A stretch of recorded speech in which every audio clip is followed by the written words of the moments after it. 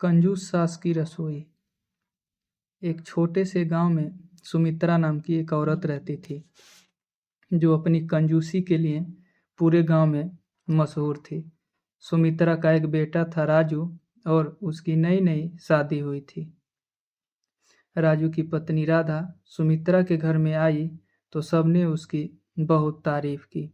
राधा सुंदर, समझदार और सलीकेदार थी, लेकिन उसे अपनी सास की आदतों के बारे में ज्यादा पता नहीं था। सुमित्रा कंजूस होने के साथ साथ बहुत सख्त मिजाज की थी। वह हर चीज में पैसे बचाने की कोशिश करती, चाहे वह राशन हो या फिर बिजली का बिल। राधा ने जैसे ही घर संभालना शुरू किया, उसे यह बात महसूस होने लगी। पहले तो उसे लगा कि उसकी सास सिर्फ मितव्ययी ही है, लेकिन धीरे धीरे सुमित्रा की कंजूसी की हदें राधा को परेशान करने लगी। सुमित्रा ने रसोई के लिए बहुत कड़े नियम बनाए थे। रोज का राशन बिल्कुल नाप तोल कर आता था। अगर 1 ग्राम भी ज्यादा हो जाए तो सुमित्रा को गुस्सा आ जाता था। सब्जियों की मात्रा भी सीमित होती थी और मसालों को इतनी कंजूसी से इस्तेमाल किया जाता था कि खाने में स्वाद ही नहीं आता था। एक दिन राधा ने सोचा कि वह घर के सभी सदस्यों के लिए थोड़ा स्वादिष्ट खाना बनाएगी। वह चुपके से बाजार गई और अपने पैसों से कुछ अच्छी सब्जियां और मसाले लेकर आई। जब वह रसोई में खाना बना रही थी, तभी सुमित्रा वहां आ पहुंची। अरे, ये सब क्या बना रही हो? सुमित्रा ने तेज आवाज में पूछा। राधा थोड़ा घबरा गई, लेकिन उसने हिम्मत करके कहा, माँ जी, मैंने सोचा कि आज कुछ खास बना दूं, इसलिए अपने पैसों से कुछ सब्जियां और मसाले ले आई। सुमित्रा को यह बात बिल्कुल पसंद नहीं आई। उसने फौरन राधा को डांटना शुरू कर दिया। तुम्हें पता है ना, इस घर में फिजूल खर्ची की कोई जगह नहीं है। हम जितना खर्च कर सकते हैं उसी में गुजारा करना चाहिए। यह सब पैसे उड़ाने की आदत अभी से छोड़ दो।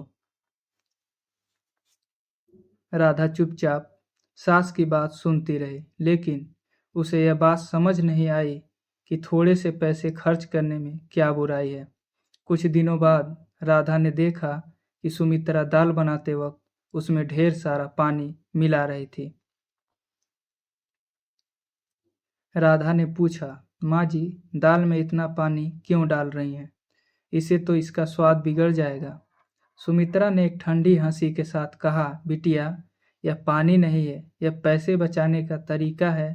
ज्यादा दाल नहीं मिलेगी और सबको पेट भर खाना मिल जाएगा।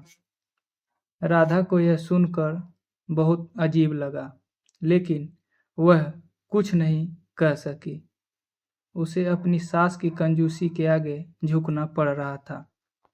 एक दिन सुमित्रा के मायके से कुछ रिश्तेदार मिलने आए।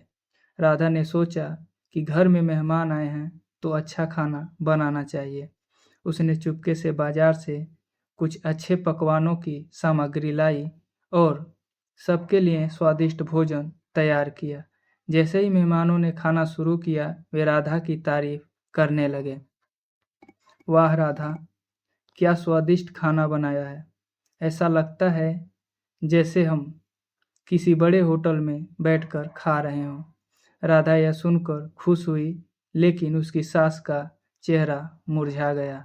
उसने मन ही मन सोचा कि इतनी फिजूल खर्ची क्यों की गई। मेहमानों के जाने के बाद सुमित्रा ने राधा को फिर से डांट लगाई। तुम्हें समझ में क्यों नहीं आती कि इस तरह से पैसे उड़ाना ठीक नहीं है?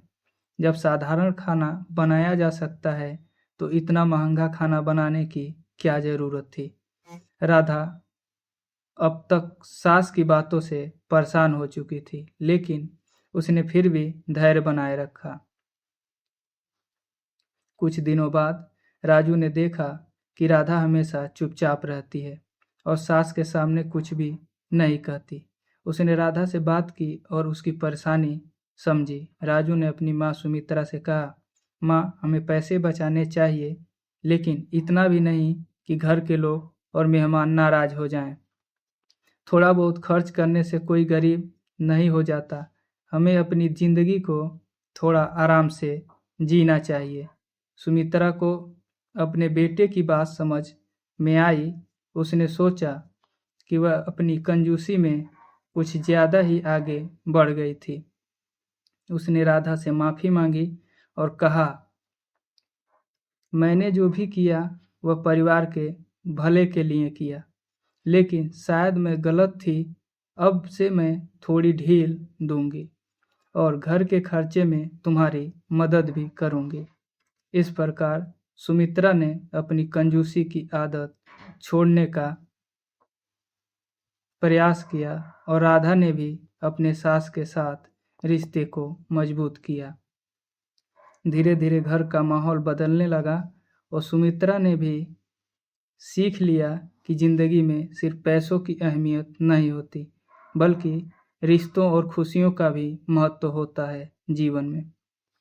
मितव्ययता जरूरी है, लेकिन अत्यधिक कंजूसी रिश्तों और खुशियों को प्रभावित कर सकती है। अगर ये कहानी आपको अच्छी लगी हो तो आप हमारे चैनल को सब्सक्राइब करें और हाँ, वीडियो को लाइक करना ना भूलें। धन्यवाद।